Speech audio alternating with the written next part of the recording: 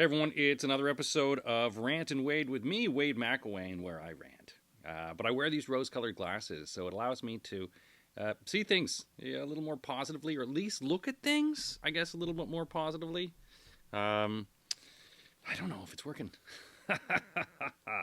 About me, I'm an award-winning comedian and writer, born in Canada, but living in London, England for the past 20 years. But I've had to return to Canada, or I did because my mom got sick, was diagnosed with a terminal cancer. The plan was to come back and take care of her, and then she died. So now I'm stuck in this house, taking care of it as per her wishes, taking care of the students that she had living here, and taking care of her dog until such time as I lose it. I want to move back to England. I guess the good thing about that is perspective. You know, I'm able to garner perspective on having lived in Canada first, moved to the UK, seen what life is like in Europe, and seen how different ways exist, which is a very realistic thing that people need to do, is to look at different societies. How do they work? What's happening? You know, what are we doing? And you give an idea of what's going wrong where you live, and things that you can change. I can't really change anything except these glasses, which I changed because, as I said, I like to see things a bit rosier. I like to see things with a bit more happiness. I think we all need to put on some rose-colored glasses, but not at the point that it detracts you from the actual reality.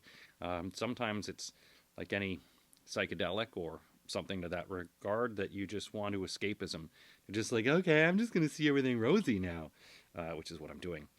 I guess in this episode, I'm going to sort of rehash some of the other things I've sort of talked about before, and I'm going to move this microphone closer. Oh, yeah, there we go, because the microphone, I'm going to have to adjust that.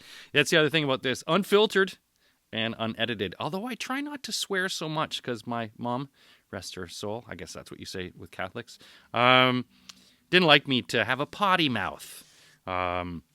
So in this episode, I'm going to talk about some things I have talked about before, some things that I think we all recognize now the world is not in a very good place. And as someone who's lived through several decades, you guess how old I am, I've seen a lot of good things, and this one is just is building. You know, I'd like to say that it's the world on edge right now. Maybe that's the title of it, but it feels like the world is on edge, that it's the calm before, whether it's love stage radio or late stage radio or the status quo apocalypse or the era of illusion. These are things that I'm just trying to figure out with. And because, as I say, people are getting the vitriol that people are having against each other is really damning, and it's also very scary that we're in this age where there's so many questions, not a lot of answers, but discrepancy seems to be getting bigger amongst the rich and the poor, and amongst intelligence. I mean, intelligence, as I've said in a previous episode, that's one thing that we don't really quantify, but it's quite evident when you see with someone.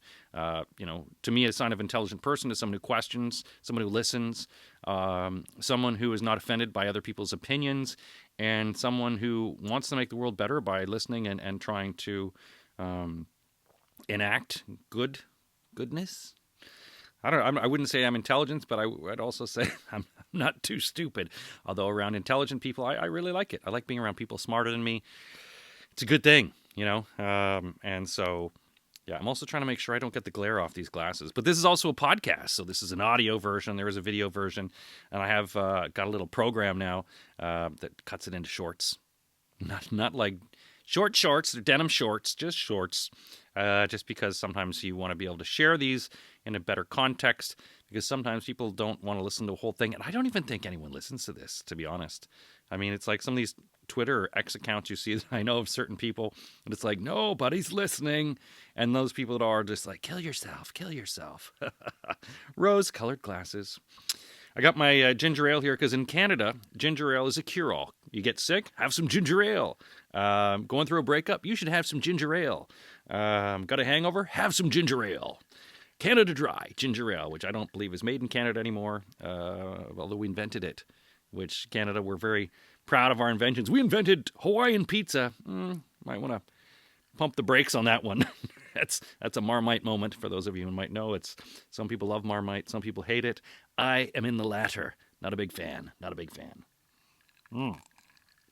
So I did talk before in another episode about the fact that we are in a pre-war society. And pre-war means that right now we are in the throes of what is only be described as marching towards a global cataclysm of profound effects. And why is that? Well, I mean, we have to look at where we're going. This has happened before, and I'll get into what we call the fourth turning theory, but we're now seeing such a surge in global defense spending. I think we've reached $2.5 trillion globally spent on defense, and it's only getting bigger. That's a jump of 7.5% previously. Countries are spending more in aiming for regional conflicts. We can see that people are shouting. This is very similar to pre-World War I. And this escalation of geopolitical sort of tensions is really having a greater environmental effect across all of us. In fact, we used to really care about the environment back in the 90s. Remember that when we were like, get rid of the CFCs and get rid of all the acid rain, which we did, progress. People were able to take companies to task. But companies are behemoths now. And the world has changed. There used to be a philosophy, which I've talked about, that when we have a single power state, for example, America, running things, it was more calm. It was more peaceful because people didn't want to take a shot at the king, like no one really wanted to mess things up. And even when we had the dual power state, say, for example, with Russia and America, that brought calm because when there was two people, obviously the Cold War and, things like, a lot of the crises that we've had, that at least were checks and balances. Now what we have is when you have a single power state in control, that means everyone wants to take a shot at the king. And that means that people like China are leading the way in defense spending. They've got a whole military city in Beijing where they're growing stuff underneath. And then we also have this rise of cyber warfare. And the rise of cyber warfare makes it easier to kill someone and not really care. But cyber warfare also means that you can nail someone, take out a lot of their essentials. You can knock out power. You can knock out water. You can knock out basics, hospitals, things like that with impunity. And a lot of times these are being done through young people who are being hired almost in a way to you think, oh, I'm doing some work for the government. And that work for the government is taking out hospitals in some other country. This really detracts us from feeling. You don't really think about things because, it's, I'm not really seeing the face of the person who I'm killing. So this rise of cyber warfare, and then, of course, we have regional conflicts. Look some of the regional conflicts where we look at the Asia-Pacific region where China is exerting a lot of its power, but then you also have, even in India, where there's Modi mania and the growth of there. You have Pakistan. You have the Taliban, who no one ever thought the Taliban would be running a country. And they're doing a great job. Everyone doing such a great job. Except if you're a woman, gay, have a voice, then it's not so good. But maybe they'll compete at the Olympics and see what that kind of team is like. It's a very troubling world that we're in. I think we all know and we can see what's going to happen, that there are global conflicts. And again, there have been earlier eras, what I'll get into, but these global conflicts, whether it's Ukraine, what's going on in the Middle East, the problems with Israel, and a lot of people take their own position on that. I'm not going to get into that one. There's a lot of things. Sometimes you just gotta, it's nice to have an opinion, but other times it's good to just STF you. Shut the fuck up. About things. I try not to swear, mommy. Because, unless you've lived it, been there, or done it, sometimes you just got to listen to the experts, which is very difficult in this age of news where there's only so many people that run the news. The other thing that we also have, too, is this global trade now, thanks to certain people in power. Global trade at least tied us to each other and made us rely on each other in terms of supply chain. And this now is being eroded. When you look at a lot of the trade routes around the world, whether it's the Houthis, whether it's Iran, or America, China, whatever it has, these global trade supply routes that we had are now gone, that we're ripping them apart. And these were very fabric the threads of a fabric that kept us together and kept us united. And losing those is a real loss for the world, not being able to be tied to each other, but also being able to, no one in the Western countries are going to build an iPhone. I'm not going to work that hard. And in many ways, it's horrible because we did take advantage of many poor countries, but in other regards, we did get these countries up to speed. And while human rights may not have always followed, what did follow is a share of wealth. And that share of wealth, unfortunately, has not been shared anymore. We're also seeing, too, the erosion of international institutions, whether it's people not believing that the World Health Organization, defunding of NATO, and America cutting funding to a lot of their U.S. aid, cutting funding to a lot of really needed things. And it's very easy for a billionaire like Elon to go, cut it, cut it, cut it. Let's not touch the military. They're important. Let's not touch this and this. But to cut things that they don't really know what they do. And while it might be $150,000, the impact that might have to a poverty-stricken area and to people under duress or under lacking in freedom, we don't know the profound nature that these kind of things can change, and that's scary. So the rose-colored glasses are working. And we also have advances in military, which is also different. Now, we've always had this in history, whether it's blunderbuss or, the rise of the Gatling gun, machine guns, rockets. These led to advancements that were scarier, or the A-bomb, that we can actually kill people on mass scales now, or, without having any feeling, that you could just literally press a button and somebody dies, or that you can run a drone and keep drones going, and in that regard, kill someone without actually seeing their face, without actually hearing them scream mama, which, obviously traumatized so many people in our global conflicts in the past. Yeah, it's tough when you start talking about this stuff, because when you start looking at these next-gen weaponry that we have, we're finding new ways to kill each other instead of share with each other. I mean, hell, most of the ocean hasn't been explored, but the depths of our depravity has. It's been widened, and, I'm sure the aliens keep looking, because there's got to be aliens, and I believe in them. I believe they're amongst us. Or that time also is not a linear thought, but that's also things we haven't explored. And I think the world knows that it's coming.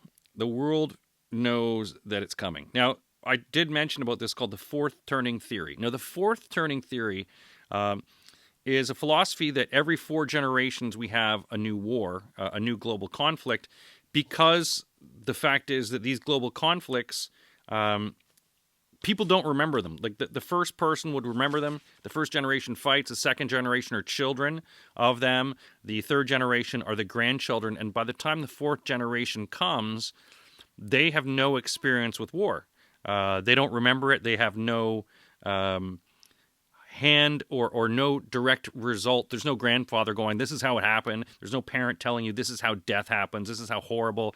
And this also leads to the rise of nationalism, the rise of dictators, and people going, dictators are pretty cool. You get everything done. And yeah, but also your rights get done. Your family gets round up and shot. Institutions become nationalized. And it's also, this risky diplomacy gets championed, and the fact that we forfeit so much of our humanity when we allow for this. Having a taste or a smell or just a knowledge of war makes people not want to do it anymore. Once you see it, and you only have to look at the testimonies of people who have actually fought in wars, people who experience wars, people who have experienced bombings. It's not good. It's not a good feeling, and it's also, people have been desensitized to things like video games, or the fact that it's like, you go online and people are just like, well, it's fine. It's that's good. We should do this. No, like, they get amped up by, we should kill people. And because the fact that we have people that are the economic disparity is so great, people are getting angrier, and that's also part of it. So the fourth turning theory leads to the fact that this, we haven't had a war in 100 years. When you start looking back, and I've sort of gotten them back, I mean, it's when you haven't had a war in that long of time. I've got my little notes here, by the way. When you haven't had a war in that amount of time, where are we at now in the fourth turning theory is right now, I think the people that will be the ones that will be experiencing war. It started in 2008 after the economic crisis. The rich got very rich after that. And what will happen now is we're starting to see the growth of it with nationalism, with disparity of wealth, in that we should be able to hit the peak of the fourth turning cycle, the fourth turning theory cycle, in around the 2030s. So, the next 2020s will be bad, given what's happening. There looks like, and there could possibly be another precept to launching us, would be a global economic collapse. Something that we're looking towards, in that a recession turns into depression, which makes people angrier, which makes people hungry, which makes people more prone to want to be soldiers. Because right now, nobody really wants to fight. But at the end of it, what's going to happen is people will then want to fight because they're lonely and they're angry and they want to blame someone else, and nationalism will turn into that.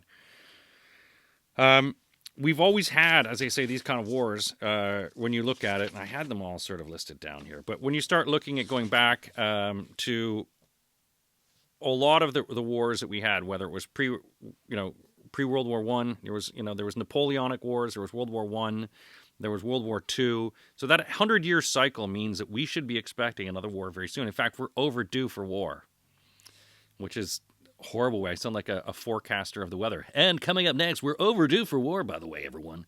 A chance of chaos is coming soon to you. And so why does this sort of happen? I mean, we've also have this sort of tech-driven hubris where we've always sort of had gadgets, but the gadgetry that we have now has really disconnected us and made us think that we're impervious to war. I mean, I think when we first, when the printing press was invented, the telephone was invented, there were times that we thought, well, we can communicate now at greater lengths and depths than we ever have before in our history. And in some cases, the problem is the people that control those forms of media will use that to their advantage because they are the ones that control the content. They are the ones that control what can be talked about. And I'm going to take a sip of ginger ale as I start my next thought. Ginger ale, brought to you by me. So the other big thing I would lead into that is this is a distraction caused by the rich. Now, as you probably have seen, billionaires lack the altruism that they used to have. And sometimes war is used as population control and distraction because they don't want to know, they don't want us to know what's really happening.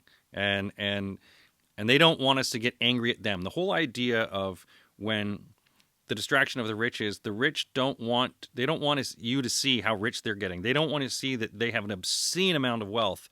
And the idea is that we have a lot of people that are, there's very few people in the world that have, 3 or more homes, and way more people that have 3 or more jobs. And that's just wrong. The idea of elderly poverty, the idea of, children growing up poor without food, without education. These are things that we're starting to see again happen. And we thought we were beyond this, aren't we? Aren't we better than that? So the distraction of the rich is nothing new. I mean, in Rome, they used to call it the bread and circuses. And the idea was that the poor people were given free grain, but also massive spectacles. And these were also championing the military campaigns, the greatness of Rome for national pride, that people would be distracted and go, yeah, but you're part of a better thing. You're part of Rome. It's so awesome, man. You're so Roman. But the domestic inequality was so vast, and also the flagrancy of a lot of the society became to the point where it's like it was just sickening. But also so was the anger. And they really masqueraded over the political decay that was going on because of this wealth gap, because of the wealthy influencing politics. So the bread and circuses of Rome was one of the things in history. I mean, we've seen these cycles throughout history. In World War I, pre-World War I, it was the idea of the enemy at the gates. And the enemy at the gates was after the rapid industrialization movement, you had certain countries, but also certain companies that were having such a wide growth and such profound growth in terms of assets and in terms of the fact that the industrialization was bringing new technologies and it was allowing these sort of robber barons, these people that could make a lot of money quickly. And that's when we first start seeing again of like, oh, individuals can be wealthier than countries. That's crazy. The Rockefellers and the wealth divide. And so that also led to imperialistic expansion into other areas where it's like, well, Africa's ours and the Caribbean's ours. And so you start to see the surge of militarism, but also this sort of inability to anyone to talk. And you have the wealthy, you have the Germans getting wealthy, you have, the rise in England, you have everyone creating this real tension that nobody really wanted to talk anymore. And it was easier to use nationalism to say, well, there's an enemy at our gates and they're here to take you, but we're here to protect you. Sign up, be part of the military.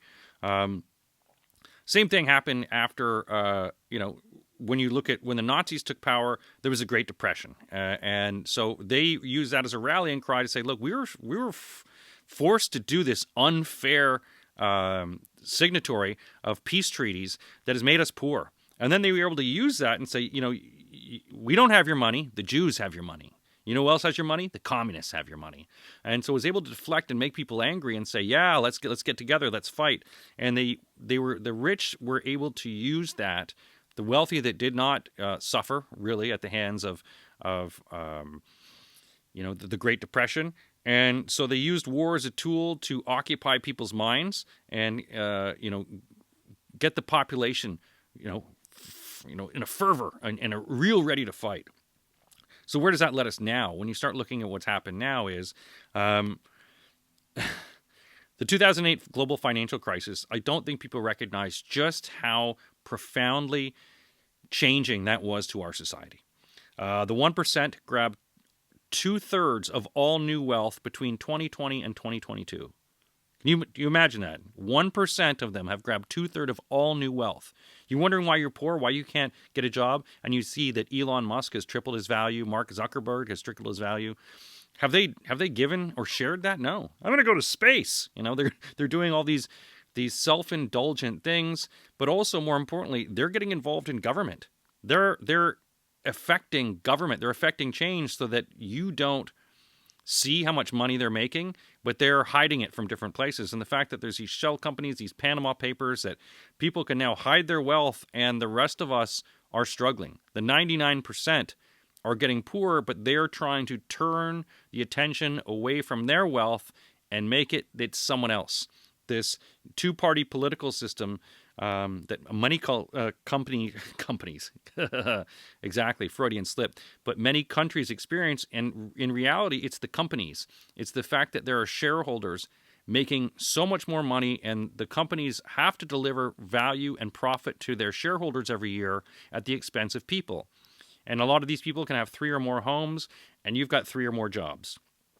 And they want to make, well, it's not our fault, it's someone else's fault. Buy our product. And they're using the algorithms to turn it against us. They redirect the anger towards immigrants, towards foreigners, towards minorities. They're the ones that are taking your jobs. They're the ones, that's why you're poor. But these people are trying to enrich society. Nationalism is almost a pressure valve that governments use to turn on and turn off the sentiment of people at home. And the elite are untouched. The poor are listening to the drums of war and being fed the drums of war in a way that this is being used. And I hate to tell you this, folks, war is used as a means of population control. Because what happens now is we have a surplus of angry young men who, in many cases, have been digitally nourished, nurtured, and developed, and on a diet of video games, and also a disconnected society where a lot of young men can't really talk to women, that there's a real lack of birthing because people aren't, they're seeing things in a linear sense, but not really getting to know people. There's no real going out and meeting people anymore. And so that's just sort of, young men get force-fed this toxic masculinity that's redirected now into conscription and patriotism. It's like, well, you need to get out and fight. And so this youth bulge of anger is just a recipe for mean.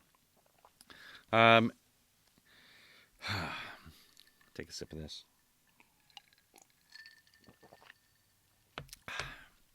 Again, the rose-colored glasses.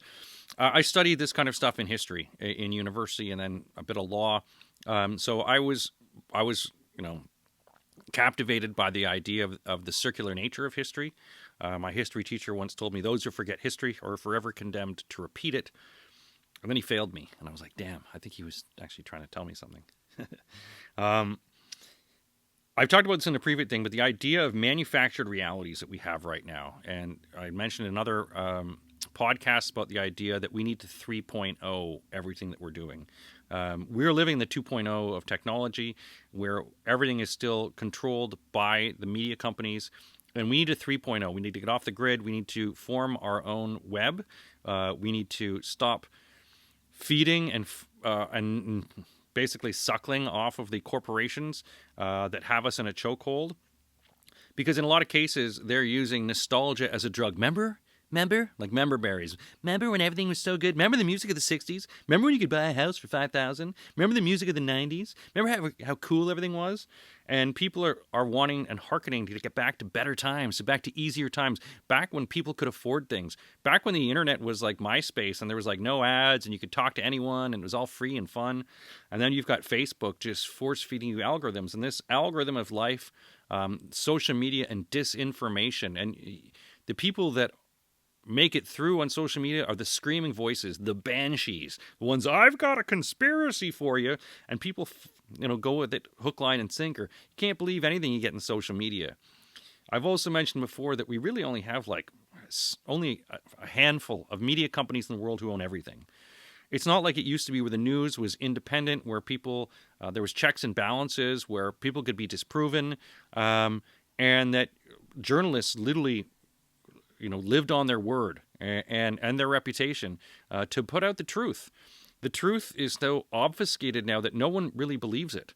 I'm living in Canada now on the CBC, which, look, I support the CBC. I support anyone that sort of has a national media if it's independent. If it's independent, it's not funded by people, the interests are not there, but it supports local stories. It supports an ombudsman's kind of society where the media is actually looking out for people and wanting to tell the truth without some sort of corporate filter or sort of government, oh, you can't say this, you can't talk about this. Anytime the government gets involved in what they can and cannot say, man, I'm just going to turn that off, because no one really wants to believe that.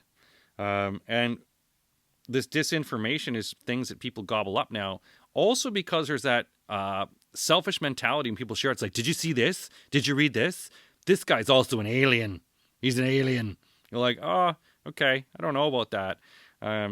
But then hate is just such an easy toxin to put into someone's, whereas you start telling good news, you start saying, hey, those are pretty good things, or here are things we can do better at. Those news never make it, because everything is that clickbait toxicity, where, you've got to get into it and choose a side. This polarization that we have, sometimes it's okay not to choose a side. Sometimes it's good to say, I'm just going to listen. I just want to see what's going on. I don't want to jump to any conclusions. And also, maybe I don't want to choose a side.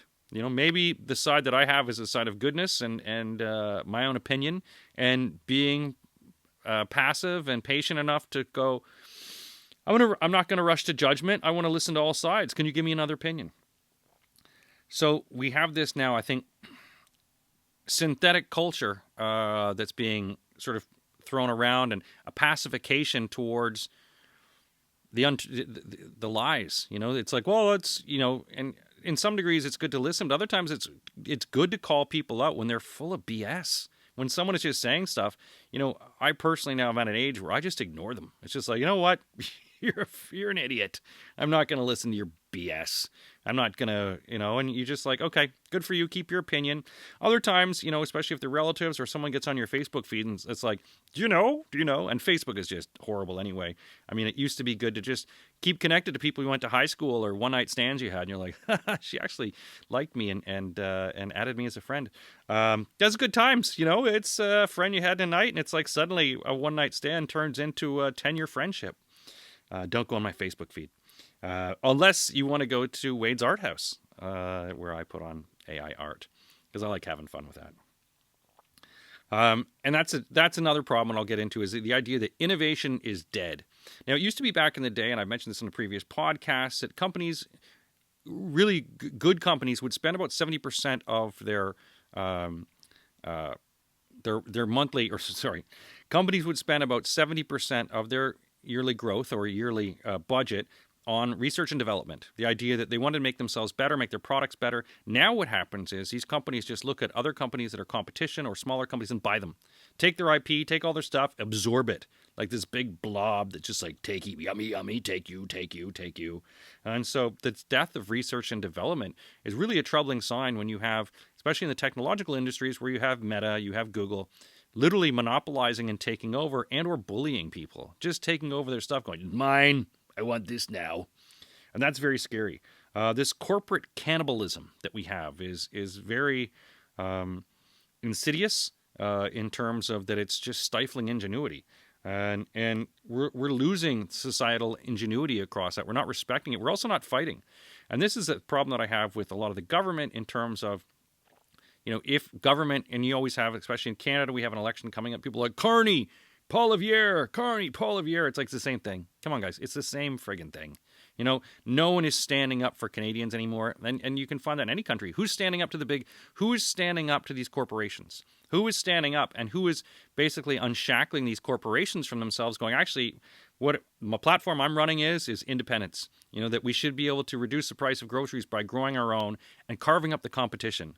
We want to reduce the costs that you have here by breaking up the big telecoms and making sure that there's a rise for new technologies and new companies. I've originally been a conservative. I would use that term loosely. I'm more libertarian now, but the idea being that I've always believed that government should just be a referee. It should allow for fairness, and when someone is cannibalizing the system, crackheads, break them up, rip them up. And we don't see that anymore because no one has the guts to do it, and the corporations put undue influence on these politicians. And in many cases, these politicians actually are benefactors, for these corporations anyway. In some cases, they were on the board, and it's like they now come into power. We should ban billionaires. Maybe the idea our leaders should be just some every year random dude comes in. A lot of cases the system runs itself, but we have people that are just random. Come in and go, okay, I'm going to run it for a bit. Obviously not like, some guy who's, Joe Blow Schmo who knows nothing. You want to have someone with a bit of wherewithal and a bit of tenacity and a bit of ideology. But it seems like our politics has just been corrupted.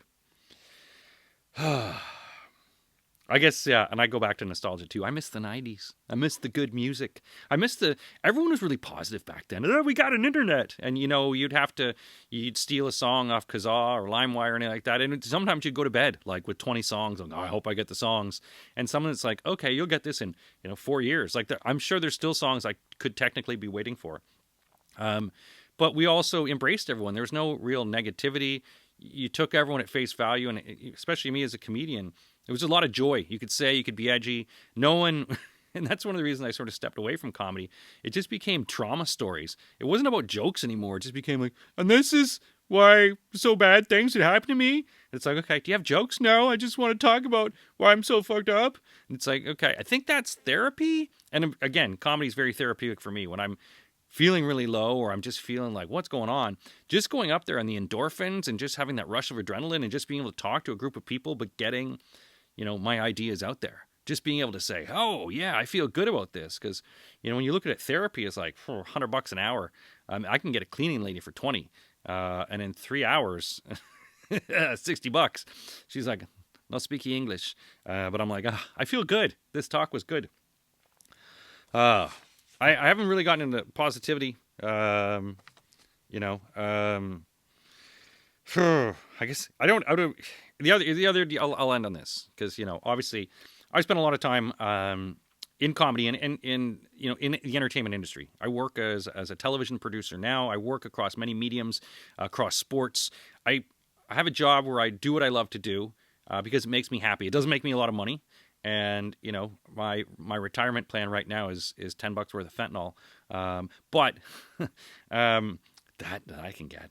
But the idea is that I love doing what I do, and who knows, maybe I'll find some sort of synthesis with it and some growth, and maybe I've got this ADHD thing, which I am getting. I just got off the drugs of ADHD. Oh, did I mention that? I'm speaking a lot quickly. If I really speak really quickly, that's how my brain goes. Actually, this is the problem I had because the stuff I got is actually depressing, but I'm going to try to calm it down. So anyway, I'm bouncing all over. Bouncy rubber ball, bouncy, bouncy rubber ball. So okay, what I was trying to say is as someone who got into comedy, it really helped with the ADHD because it allowed me to focus, write jokes, and you can hone it, and you get like really focused, hyper-focused when we're on stage. When I was not doing comedy, obviously I think I was having a bit more mental issues. Smoked a lot more weed, that's for sure, and I've been off that for a while. It feels very good. Clarity. Can't sleep as well. But the point I was getting at is the idea is that when I was doing comedy, I was honing myself. I spent 20 years on stage telling jokes, traveling around the world, being some crazy places, meeting with some amazing audiences, but also performing with some so talented people.